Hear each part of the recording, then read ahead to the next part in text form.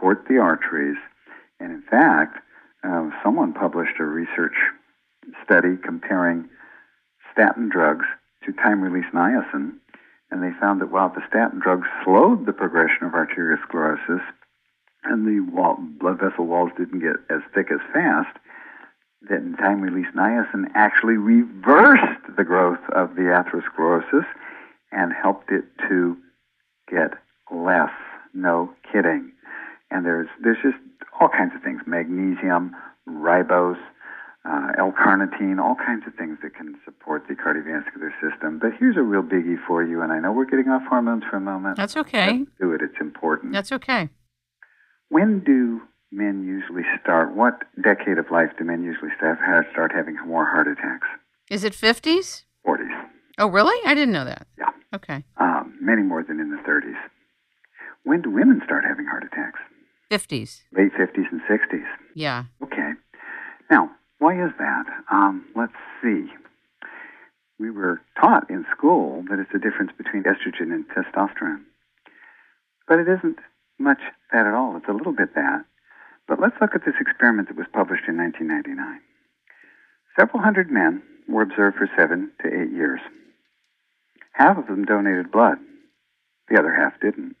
It wasn't exactly half. I'm sorry. I should have said close to half donated blood and the other half didn't. The men who donated blood on a quasi-regular basis had over 80% less heart attacks and strokes than the men who didn't. Oh, my God. No kidding. That was in my newsletter for January. Which we all need to get. Well, that might save somebody's life, just that one little thing, because here's the point. What do women do once a month between menarche and menopause? Why, they lose blood. And that cuts down on the number of formed elements in the bloodstream. A woman's blood count, while still within normal, is lower than a man's blood count on a routine basis. She has less formed elements in her bloodstream, and more new blood cells are made to replace the ones she loses. Her blood is thinner. A man, he doesn't lose any blood, and so his blood is thicker. And what flows in the arteries better? Just imagine a thought thing here. What's going to flow better? Ketchup? Tomato paste? Or tomato soup? That is so interesting. So for women who are not menstruating anymore, we should get a blood test a month or every couple months? Oh, no, not even every couple months. But if you're not menstruating anymore, that's when the curve starts to climb on those heart attacks. That is fascinating. And so, thing to do is just maybe once a year get a blood count, and if it's going up too high, go donate. And other people just put themselves on a regular program. It's a matter of what's called blood viscosity, the thickness. And it explains, by the way, why in atherosclerosis the plaque always forms in the same places. It doesn't form in the arms. It doesn't form in the legs. It's always in the coronary arteries near the branch points. It's always in an artery where one blood vessel is what shall I say, pumping blood into the opposite wall of another blood vessel. And if there are too many formed elements, too many red blood cells, and not enough young ones, the young ones are a lot more flexible. That's the whole point to being young. You're more flexible than when you're older, and that goes for blood cells too. So if you've got every month an infusion of new blood cells, why, your blood cells are more flexible, and if you don't, your blood cells are going to get older and stiffer and have a larger, stiffer population. So basically, again, we have thicker blood, and that damages the walls of the arteries at those branching points and where the artery comes in and pushes its blood up against the wall of the artery on the other side. It's a matter of physics. It's got nothing to do here with biochemistry. It's got to do with physics and the physics of blood flow, and I did not come up with this idea. I'm looking at a book right now called The Origin of Atherosclerosis. It's by Kenneth Kenzie, a cardiologist who is no longer with us, and his colleague Young Cho, CHO. What really initiates the inflammatory process. Those guys have got it nailed. Very interesting. So back to testosterone, if we could. Yes, I'd like to. I have one last question, though, before we get there. Quickly. Okay. Cholesterol. What's your take on cholesterol? What's your take on Lipitor? Is it old, outdated information, what we've learned about cholesterol? It's been outdated for years. But Here's what Dr. Kenzie and Cho have to say, and they're correct. When that too thick blood starts to injure the inside lining of the blood cells, they have to repair themselves, don't they?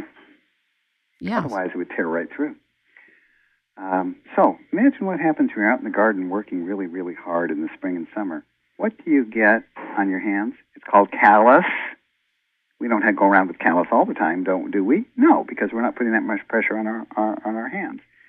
Well, what happens when the inside lining of the arteries are damaged and we don't get the pressure off because the blood stays as thick because we're not donating blood, or the alternative is using a bunch of fish oil because that lubricates things and thins them down too. The body brings in inflammatory cells, and that cholesterol is part of trying to protect the artery against the over-viscosity, ma'am. Wow. So it is true that high cholesterol might be a risk factor, but why is the cholesterol high? Because we're damaging our blood vessels, and the blood vessels are trying to repair themselves. That's one of the reasons the cholesterol is high. Now, there's another very important reason cholesterol is high, though, that doesn't have anything to do with that, and that is 1/3 the population, according to statistics, has the genetics that will end them up with type 2 diabetes. It's in their family. And the genetic lesion there is the overproduction of insulin in response to sugar and carbs in general.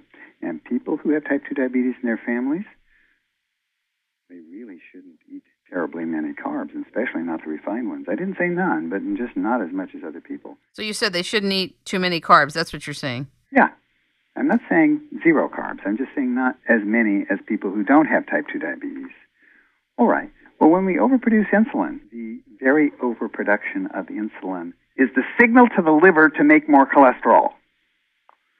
So actually, a lot of the people I work with who have high cholesterol, I'll just say, anybody in your family got type 2 diabetes? Well, yeah. Okay, I want you to go on the caveman diet because that's a low-carb diet, and that's the best one as far as I'm concerned. It fits all of nature's guidelines. And they go on the caveman diet, and bingo, their cholesterol normalizes. I shouldn't say bingo, it takes 6 months. But their cholesterol normalizes because with that caveman diet, the insulin signal comes down. The insulin signal comes down, the liver quits cranking out cholesterol. Isn't pregnenolone made of cholesterol? Yes, cholesterol is a precursor for making pregnenolone. In fact, cholesterol is a precursor for making every sex steroid there is, and also cortisone, and also DHEA. Fascinating. And when you say the caveman diet, do you mean the paleo diet? That's the one. Okay. That's one of the best developments of the last few years, although actually, first book I wrote in 1979 talked about a version of the paleo diet. I just didn't call it the paleo diet. Dr. Richard Lipman, in his book Stay 40 Without Diet or Exercise, wrote a lot about you and your clinic and your work in the world. Are you aware of that? I know, Rich. He's very excited about the work that you're doing. Anyway, the first observation about testosterone is a quick one, but it's one that natural medicine doctors have been making for years, and that is, do young men get prostate cancer? They have the highest levels of testosterone. If testosterone is so damn dangerous, excuse the language, then why don't men between 18 and 25 have the most prostate cancer? They don't. So there's got to be something the matter with that ages-old misinformation that testosterone causes prostate cancer. There's got to be something the matter with it because young men don't get prostate cancer. It's the older guys who have low testosterone, and that is what Dr. Morgan Taylor has finally gotten around to proving, that the lower levels of testosterone are the problem, not the high levels.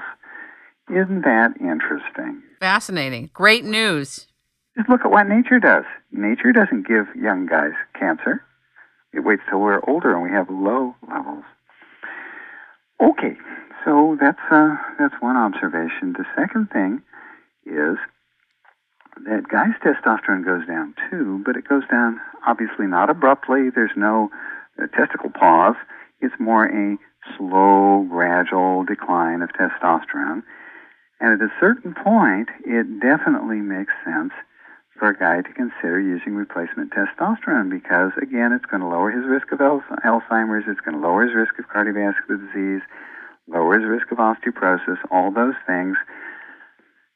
Now, yeah, testosterone's got a lot to do with sex drive in both genders. And by the way, it's not the only thing that has a lot to do with sex drive. Some women tell me DHEA works more for them, and a few women say estrogen does better for me for sex drive. But for guys, testosterone is indeed the major